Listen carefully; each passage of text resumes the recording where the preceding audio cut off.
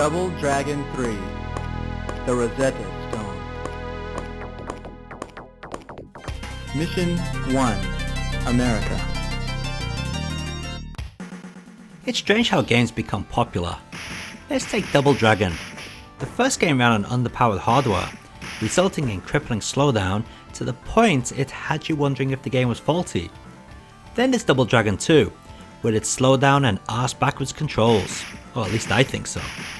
And now we have Double Dragon 3, a game so choppy you'd think it was some poor European home computer game. True that the original is a classic, but how on earth did the series become so popular? One thing that we know is that Double Dragon 3 is the worst of them all. Not only is it a drag to play, but it also introduced the concept of paid content. Yes, we all hate paying for content that's already in the game, but that's what you'll have to do if you want any of the weapons or special moves in this game. Visit the shop, insert another coin, then buy your power up. Disgusting.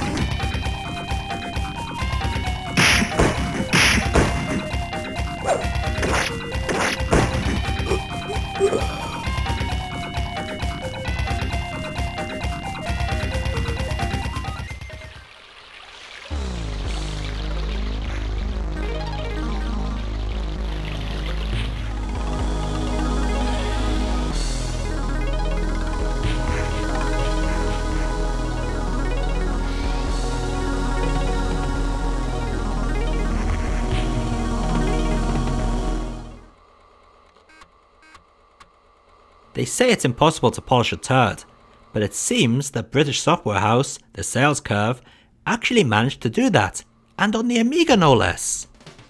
Don't get me wrong, this is still a poor game, but compared to the arcade, it's so much better. For the start, the opening music really sets the mysterious mood. The animation is smooth and the playability is actually slightly better. Unfortunately, there's no in-game music, as with all the European home computer ports, and it does suffer from awkward controls. Doing a jump kick is a real pain.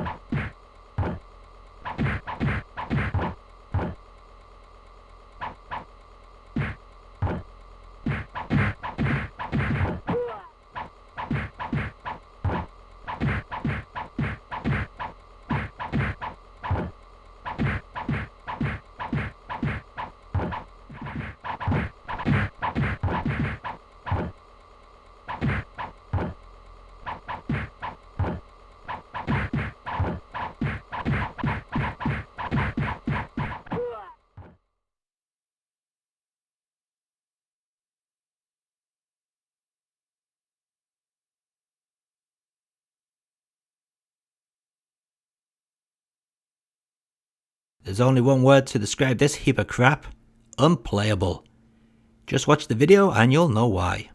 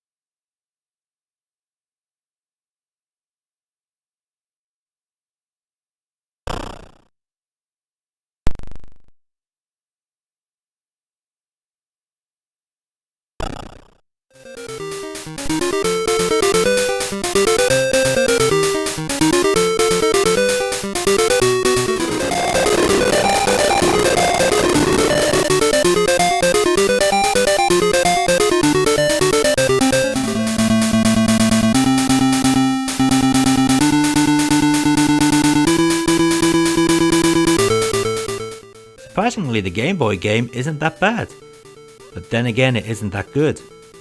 You see, the main issue with this port is the collision detection. It can be rather difficult to hit the enemies at times, although they seem to have no problem hitting you.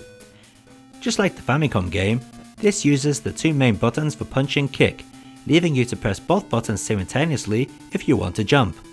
This can make the flying kick move a little tricky.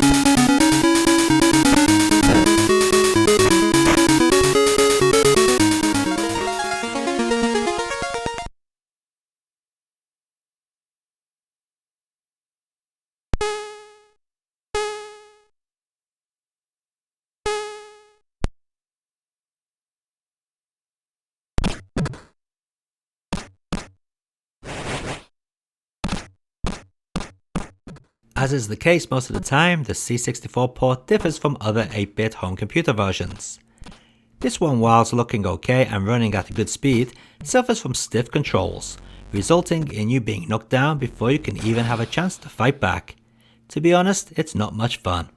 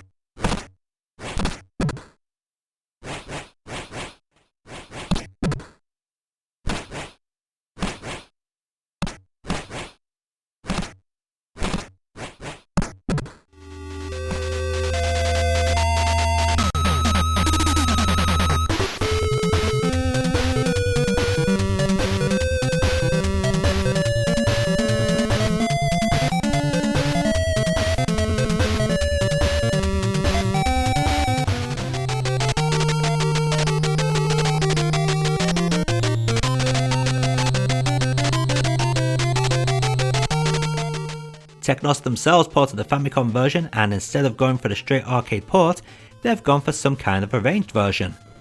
The game may lack in number of enemies on screen at once, but that doesn't stop this from being one hell of a hard game. Technos like their games to be challenging, and this is no exception.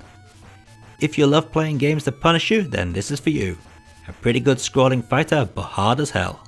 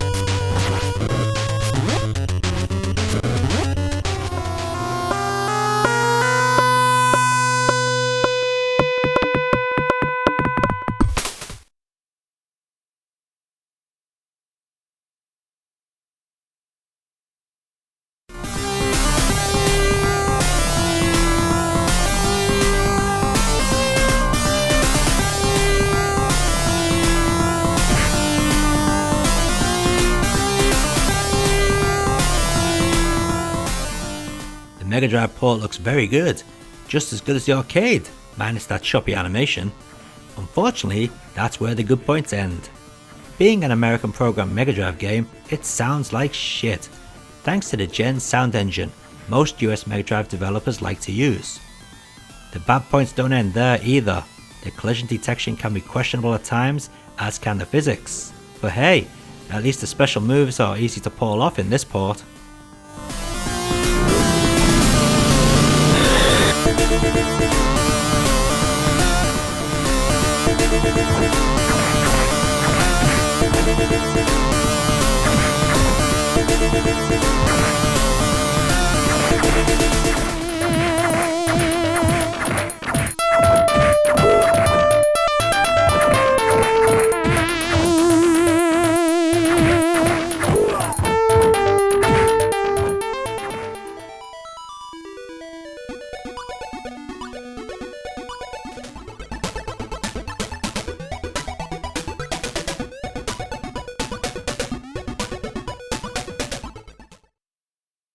The ST port is basically the same as the Amiga version, but with a different colour palette and sound. There's not much more to say really.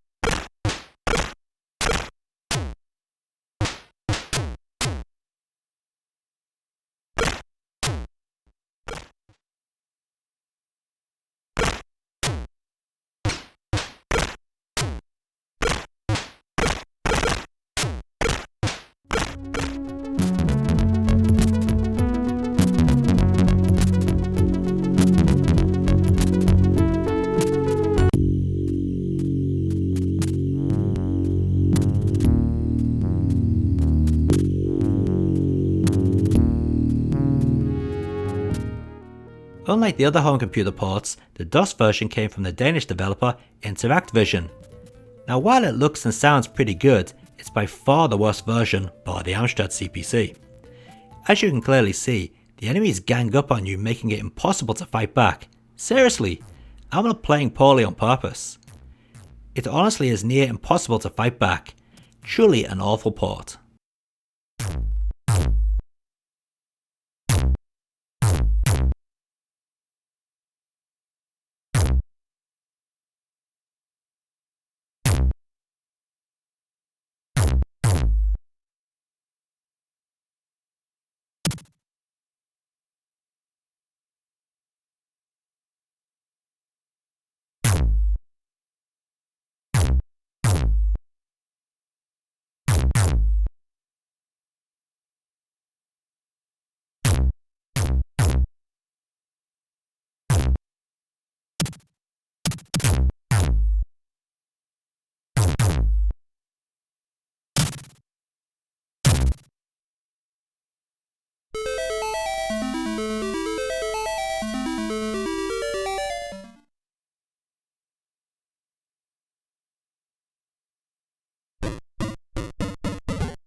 This is the game the Amstrad CPC version was ported from, and as a result, it's exactly the same, apart from this version runs faster due to the hardware.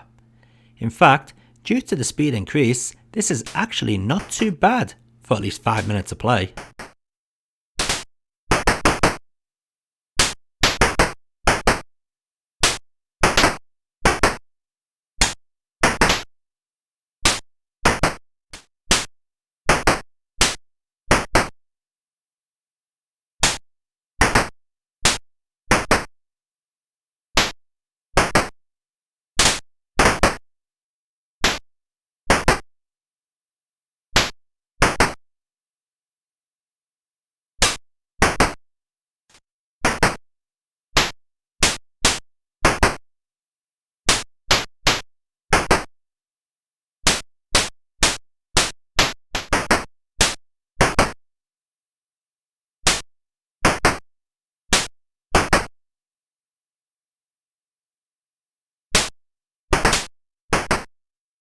And let's take a look at all those versions of Double Dragon 3 running side by side.